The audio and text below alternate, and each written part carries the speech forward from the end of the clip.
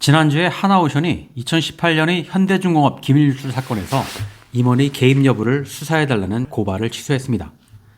지난 2월에 방사청의 계약심의회에서 기밀유출 사건의 임원 개입 여부가 확인되지 않았다고 하자 하나오션에서는 현대중공업에서 수년간 조직적으로 기밀을 유출해서 관리했는데 상식적으로 여기에 임원의 개입이 없다는 게 말이 되냐며 수사를 의뢰했던 건데 그 고발을 지난주에 취소했습니다. 경찰 수사를 통해 임원의 개입 여부가 확인되면 현대중공업은 최대 5년간 정부 입찰에 참여할 수가 없는 상당히 어려운 상황에 놓이게 됐던 건데 최근 호주가 발주한 호위함 사업에서 하나오션과 현대중공업이 각자 입찰에 참여를 했죠. 하지만 일본과 독일에 밀려 탈락을 했습니다. 이걸 놓고 원팀 코리아를 합쳐도 시원찮을 판에 집안 싸움 하다가 사업 수주를 놓쳤다는 비난이 일었고 앞으로 캐나다의 잠수함 프로젝트를 앞두고 있고 트럼프 시대를 맞아 미국 진출도 해야 되는데 국내 대기업끼리 싸우지 말고 서로 협업해야 한다는 말이 꾸준히 나오고 있습니다. 그래서인지 하나는 이번 고발 취소를 하면서 정부의 원팀 전략에 적극 협조하고 K방산의 성장을 위해 대승적 차원에서 고발을 전격 취소했다고 합니다. 하지만 이런 하나의 제스처에 현대중공업이 반응은 영 시큰둥합니다. 현대중공업은 고발을 취소한 건 다행이지만 이왕이면 KDDX 방산업체 지정 신청도 취소하라고 했습니다. 하나가 대승적 차원에서 국익을 위해 고발을 취소했다고 하지만 앞으로 산자부가 진행하는 방산업체 지정을 위한 현장 실사에 성실하게 임할 것이라며 여전히 KDDX 사업 수주에는 강한 의지를 보였기 때문이죠. 이걸 보면 일각에서 대기업 총수끼리 교감이 있었을 거라는 후문을 내놓고 있지만 딱히 그런 것 같지는 않습니다. 교감이 있었다면 하나가 고발을 취소한 것처럼 현대 역시 하나를 명예훼손으로 고소한 것도 취소를 할 법한데 현대는 고소를 취소하지 않았고 오히려 하나의 고발 취소를 마땅치 않게 보고 있습니다. 임원 개입 여부에 대한 수사가 지지부진하고 고발로 인한 실익이 없을 것 같으니까 고발이나 먼저 취소해서 국익을 위한다는 회사 이미지나 높여보자는 것 아니냐는 거죠. 또한 하나가 화해를 위해 먼저 손을 내민 건 앞으로도 협력이 안 되면 그 탓은 현대 때문이라는 분위기를 선제적으로 가져가겠다는 의도라고 합니다.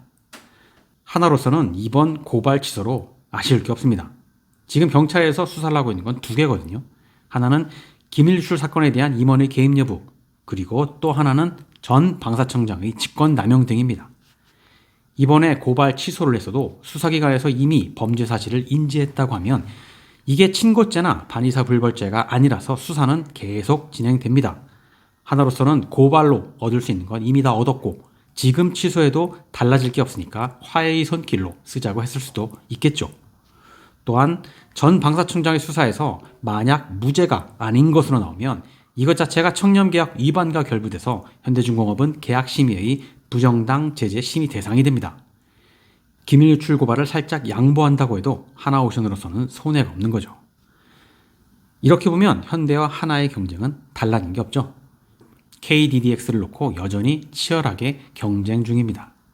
다만 한 가지 의문인 건 지난주에 발표된 울산급 배치포 1, 2번함 입찰 결과인데요.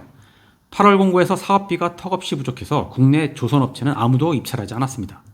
그러자 방사청은 예산 7,575억 원을 800억 원 증액해서 8,391억 원으로 지난 11월 1일에 공고를 했습니다.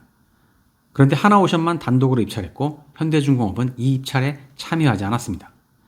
8,391억 원 갖고는 여전히 수지가 맞지 않는다고 본 걸 수도 있고 작년 배치3 5, 6번 함 입찰처럼 입찰해봤자 보안감점 때문에 떨어질 거라고 봤을 수도 있는데 수상함 사업 수주가 없어서 위기라는 현대가 아예 입찰에 참여하지 않은 건 선뜻 이해가 되지 않습니다. 그래서 만약에 하나와 현대가 대승적으로 협력을 한 게 호위함 입찰은 하나가 단독 입찰해서 두 척 건조를 가져가고 KDDX는 하나가 복수방산업체 지정을 취소해서 현대가 수의계약 하자는 것은 아닐까 하는 생각도 듭니다. 이렇게 되면 일단 이건 담합으로 의심받죠. 보통 경쟁 입찰하면 예산의 95%로 입찰하는데 경쟁 대신 수의계약을 하면 입찰 단가 경쟁이 필요 없어서 예산의 100%로 입찰을 합니다. 호위함 예산이 8,391억 원이라고 하면 5%는 420억 원이죠. 이만큼 국가 예산이 더 들어가게 됩니다. 그래서 정부 입찰은 경쟁 입찰을 기본으로 하고 업체 간 담합을 철저히 금하고 있죠. 하지만 회사 경영상의 이유로 입찰에 참여하지 않는 건 딱히 어떻게 할 수가 없습니다. 지금이 딱 그런 시기죠.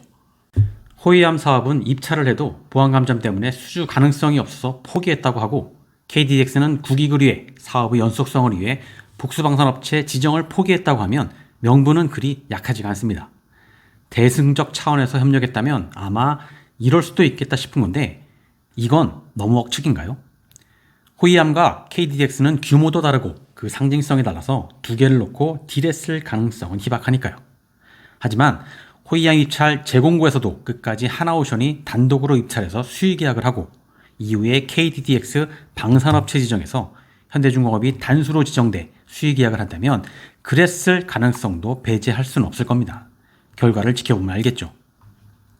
어찌됐건 아쉽게도 올해 KDDX 발주는 물 건너갔습니다. 아직 산자부에서 방산업체 지정을 위한 실사도 하지 않았고, 그게 연말까지 완료된다고 해도 방사청에서 상세 설계 및 선도함 건조 계획에 대한 위원회 심의와 입찰 서류 검토 등을 올해 안에 하는 건 물리적으로 불가능해 보입니다. 일단 발주는 내년에 하는 게 기정사실화되었고, 이제는 내년 언제 발주하냐가 관심인데요. 이대로면 가장 가능성이 높은 건 내년 11월입니다. 2022년 11월부터 적용된 현대중공업의 제한세평가 감점시효가 내년 11월이면 3년이 돼서 끝나거든요. 그때가 되면 현대중공업도 경쟁 입찰을 마다할 이유가 없고 한번 붙어보자고 하겠죠. 방사청에서는 보안 경각심을 강화한다며 제한세평가에 불이익을 주겠다고 벌점 제도를 만들었는데, 기업들 간의 싸움에 휘둘려 사업만 지연되면서 정작 불이익은 군이 받는 모양새입니다. 이럴 거면 이런 제도는 차라리 없애는 게 낫지 않을까 싶습니다. 오늘은 여기까지입니다. 감사합니다.